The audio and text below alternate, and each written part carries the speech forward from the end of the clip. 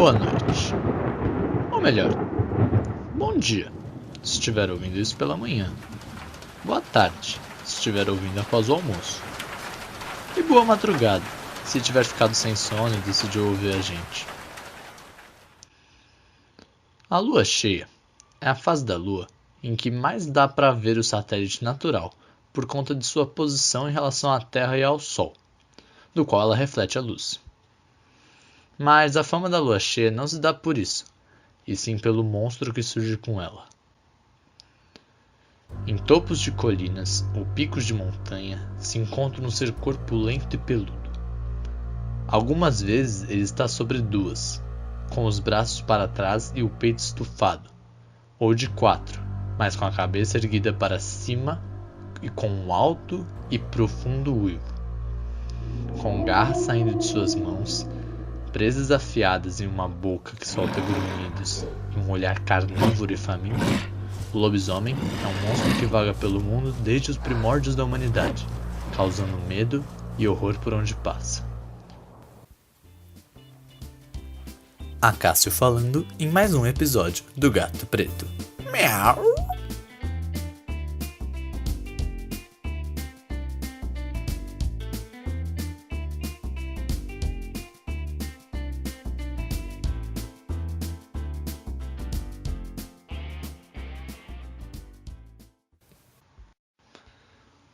O lobisomem é um dos monstros mais famosos de todo o repertório que existe dessas criaturas fantásticas. Também conhecido como licantropo, sua fama se deve a uma diversidade e uma pluralidade da criatura em diversas culturas. É o versipélio dos romanos, o werewolf dos saxões, o werwolf dos alemães, o Orobotin dos russos, o loup-garou dos franceses, o lobisomem dos brasileiros e da América Central e do Sul, com suas modificações fáceis de lobisomem e lobisomem, e o luizon na mitologia guarani. A história da origem do lobisomem mais famosa é a versão europeia, que conta que um homem foi mordido por um lobo em uma noite de lua cheia e acabou enfeitiçado. Agora, em todas as noites de lua cheia, o homem se transforma em um misto de lobo e homem, ficando um bípede, mas coberto de pelos, com uma longa cauda e uma enorme mandíbula, cheia de presas. Suas orelhas também aumentam, seus olhos tendem a ficar amarelados ou avermelhados, e ele parte correndo pelas florestas matando tudo o que vê, tentando atender à sua sede de sangue. Ao amanhecer, o lobo volta a ser homem. E em todas as noites de lua cheia, a transformação volta a ocorrer.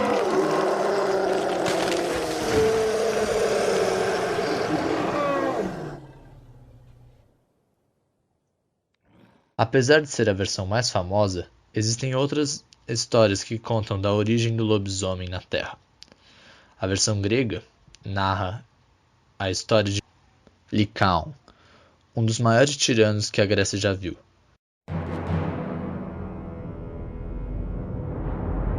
Governava Arcádia, e não respeitava a autoridade dos deuses e muito menos temia seus poderes. Zeus, vendo o desrespeito, desceu a Arcádia na forma de um visitante, e disse a Licaon que ele era de verdade um deus. Licaon, se achando astucioso, decidiu testar Zeus. Resolveu realizar um dos piores tabus, e assim, se o visitante fosse de verdade um deus, ele saberia. Ele pegou a carne de seu próprio filho morto, ou melhor, que ele matou para a ocasião, e cozinhou. E serviu num banquete. Zeus percebeu a armação, não comeu a carne, e ficou furioso com Licaon.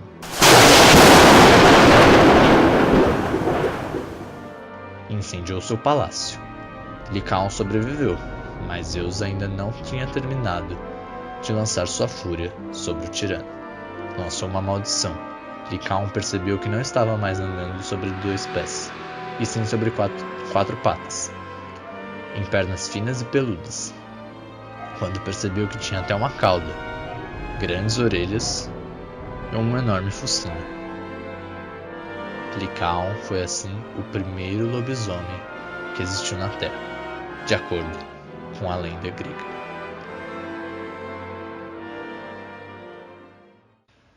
Claro, folclore brasileiro, rico como é, não iria deixar de lado as suas versões da origem. Bem, é uma questão meio curiosa no folclore brasileiro, porque não tem nada a ver com um lobo primeiro ou alguma maldição explicável, e sim um acaso. Em uma família de 6 ou 7 filhas, sim, todas mulheres, o próximo 8º ou 7º filho será um lobisomem. O 8 representa, na numerologia, um ciclo completo, um infinito. Tanto que deitado ele representa literalmente o símbolo da infinitude. O 7º é um número muito espiritual e está associado à integração dos dois mundos, o místico e o terreno. Assim como o lobisomem é uma criatura que integra as trevas do lobo e a naturalidade do homem.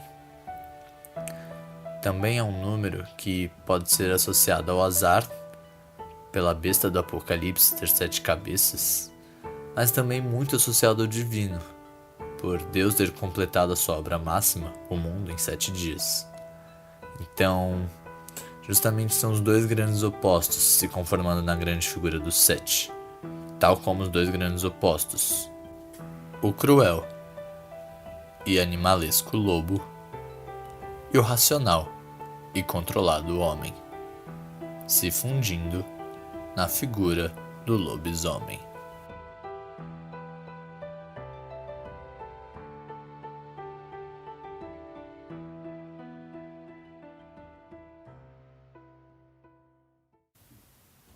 A primeira transformação ocorre apenas nos 13 anos, a idade da puberdade.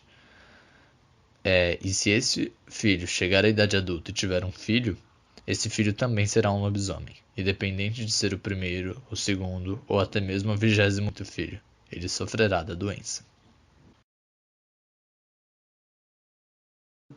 Qual é o processo? O que é o ritual do lobisomem? O que é a transformação? Como é? Bom, uma maldição, um feitiço, uma magia, de fato.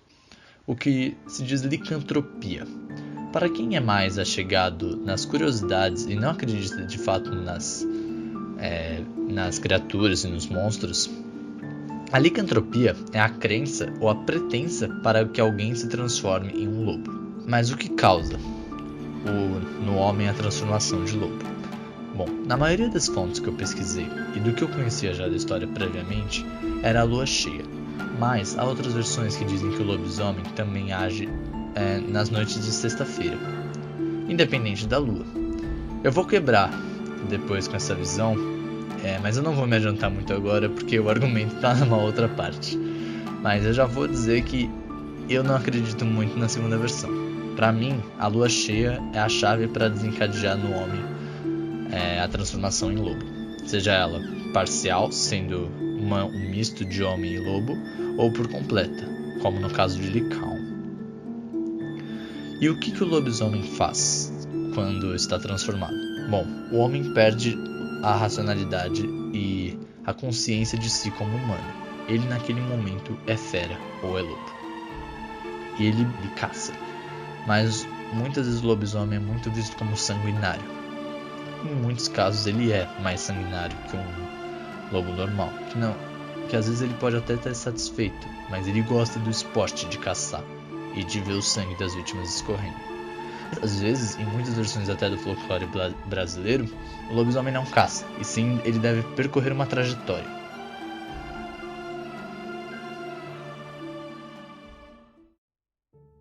Um outro fator que pode corroborar na transformação na sexta-feira seria o homem estar numa encruzilhada. Uma encruzilhada é o cruzamento de 2 ou mais caminhos. Para mim, isso até faz um pouco de sentido, visto que um dos caminhos seria o homem e o outro dos caminhos seria o lobo, e assim o amaldiçoado ficaria confuso sobre em qual situação se encontra, e assim iniciaria a transformação, ficando meio besta, meio homem. Mas ainda não sou muito fã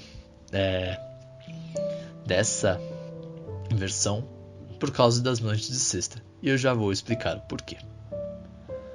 Independente da versão, há um consenso de que a mordida de um lobisomem pode infectar uma pessoa.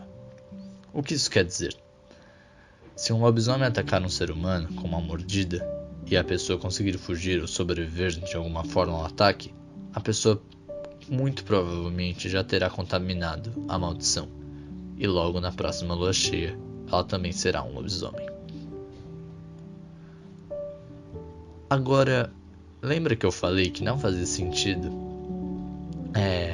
o lobisomem se transformar nas noites de sexta-feiras? Então, isso se dá pelos sinais de um lobisomem quando ele está na forma de humano. Geralmente, com a versão do folclore brasileiro, em que o nascido é um lobisomem, ele apresenta orelhas e narizes maiores, olhos fundos também. Mas as orelhas ficam maiores conforme o tempo mesmo de um lobisomem tenha sido contaminado por um lobo ou por um outro lobisomem. E uma característica muito marcante são as olheiras fortes. Aí está o ponto. Se o lobisomem só se transforma na sexta-feira, ele consegue folgar o sábado e o domingo, e assim as olheiras não ficam tão aparentes assim. Mas, como nós sabemos, cada fase da lua dura entre 7 e 8 dias, ou seja, uma semana virando as noites, correndo e matando, por aí, como o lobo. Aí sim as olheiras ficariam mais aparentes. Então, a questão da sexta-feira não deixaria explícita uma característica muito marcante do lobisomem. Até porque, gente, perdão, mas às vezes um homem tá gritando por aí à noite não é um lobisomem, é simplesmente alguém que exagerou na bebida sexta-feira, né? Outras características marcantes de um lobisomem são as feridas, que se mantêm nas duas fases. O que eu quero dizer com isso? Se você ferir um lobisomem no ombro, quando o homem, ele também terá essa ferida no ombro.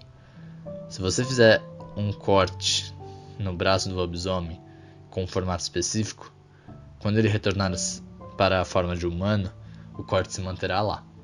Outras características são uma grande observação das pessoas e às vezes um isolamento, muitas vezes pelo medo de que descubram seu segredo de meio fera.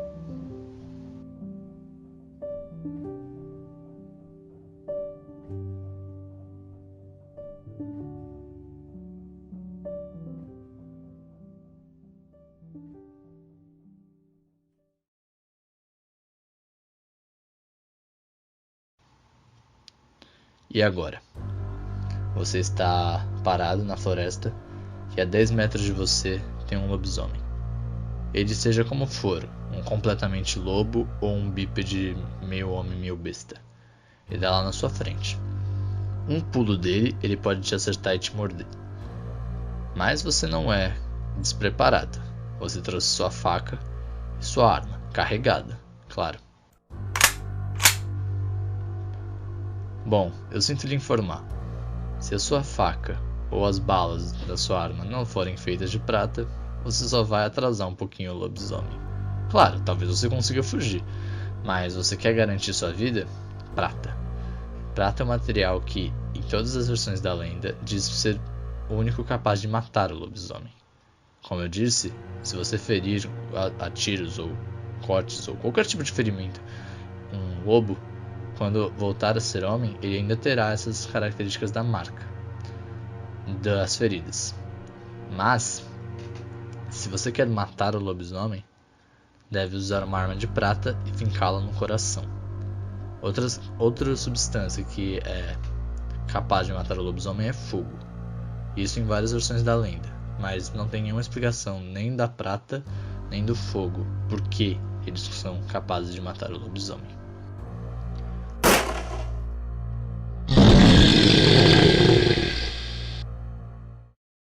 Agora uma sessão de curiosidades para mais aqueles fãs que gostam de como surge o monstro, como os humanos teoricamente criam. Se bem que eu acredito, então eu não posso dizer que os humanos criaram um lobisomem, e sim que o lobisomem acabou existindo. Bom, a origem da lenda são casos de crueldade e assassinatos ocorridos entre os anos 1200 e 1400, principalmente pela influência da igreja de uma maldição ou de um rito satânico que possa ter afetado um homem para que ele fosse capaz de fazer crueldade. Havia muitos assassinatos, estupros e coisas horrorosas que hoje sabemos e infelizmente estamos aceitando que o homem é capaz de fazer. Coisas desumanas que vêm do próprio humano. Antigamente usavam o lobisomem como uma desculpa. Mas, como eu informei que eu traria teorias também sobre os nossos assuntos, eu trouxe uma dessa vez. Porque o surgimento do lobisomem, principalmente no Brasil, aos 13 anos, ou melhor, na puberdade. Bem, na puberdade sabe-se que há um crescimento alto dos pelos, tanto no homem quanto na mulher, e principalmente da puberdade entrando na adolescência, os jovens ficam muito rebeldes. Assim, o ato de correr solto pelas noites e às vezes gritar por aí, é um ato comum de rebeldia. E, em homens do ponto de vista biológico, há o surgimento crescente de pelos no rosto. Bom, soma-se o aumento de pelos no rosto e em outras partes do corpo, como o peito e outras partes, ao comportamento rebelde. Muito comum sair. Tá, não sei se é muito comum, mas às vezes dá raiva ficar em casa preso com um pai que enche o saco, né? E daí você só quer sair de casa e gritar por aí, por que não? Então vá. Daí você sai por aí e começa a gritar pra lua. Então talvez os lobisomens não sejam lobisomens, e sim adolescentes meio estressados com a vida, por que não? E a ciência explica o surgimento dos lobisomens. O que então um lobisomem foi achado? Olha, existe todo tipo de relato, e eu não estou aqui para avaliar a veracidade de nenhum, mas o que a ciência pode explicar dos relatos de lobisomens é uma doença rara, muito rara, chamada licantropia clínica, uma síndrome em que a pessoa acha que é capaz de, ou que já tenha, ou que ela é mesmo um animal. A licantropia é o termo retirado, como eu falei, da crença de que um homem pode virar um lobo, e foi usada no âmbito geral para qualquer animal na doença. São casos raríssimos e poucos registrados dessa doença na história, mas é uma doença psiquiátrica e que mexe com o intelecto.